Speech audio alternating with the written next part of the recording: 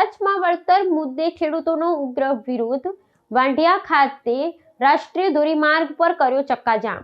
કચ્છ જિલ્લાના વાંઢિયા ખાતે આજે ભારતીય કિસાન સંઘના નેજા હેઠળ ખેડૂતો દ્વારા મહાપંચાયતનું આયોજન કરવામાં આવ્યું હતું, જેમાં મોટી સંખ્યામાં કૃષિ પ્રેમીઓ જોડાયા હતા. ખેડૂતોએ અદાણી કંપની વિરુદ્ધ ઉગ્ર વિરોધ નોંધાવ્યો હતો અને પૂરતું વળતર ન મળવાના મુદ્દે રાષ્ટ્રીય ધોરીમાર્ગને સંપૂર્ણપણે બંધ કરી ચક્કાજામ કર્યો હતો.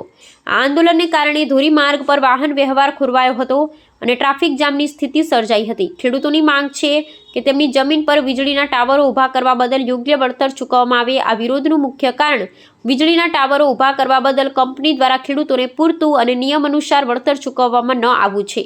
ખેડૂતોના મતે વીજ લાઈનો અને ટાવરો તેમના ખેતરમાંથી પસાર થવાથી તેમની ઉપર નકારાત્મક અસર પડે છે અને જમીનની બજાર કિંમત ઘટી જાય છે, જેના બદલામાં તેમને સંતોષકારક વળતર મળતું નથી. કિસાન સંઘે જણાવ્યું હતું કે જ્યાં સુધી આ સમસ્યાનો યોગ્ય ઉકેલ નહીં આવે અને ખેડૂતોને પૂરતું વળતર નહીં ચૂકવાય ત્યાં સુધી તેમનું આંદોલન ચાલુ રહેશે.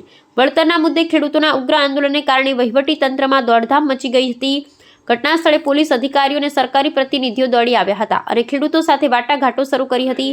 ખેડૂતોની સ્પષ્ટ માંગ છે કે વીજ કંપની દ્વારા વળતર અંગેની નીતિમાં પારદર્શિતા લાવવામાં આવે અને જમીનના નુકસાન સામે તાત્કાલિક વળતર ચૂકવવામાં આવે. આ મામલે સરકાર અને કંપની દ્વારા વહેલી તકે હકારાત્મક નિર્ણય લેવાય તે જરૂરી છે, અન્યથા આગામી દિવસોમાં આંદોલન વધુ ઉગ્ર બને તેવી શક્યતા છે.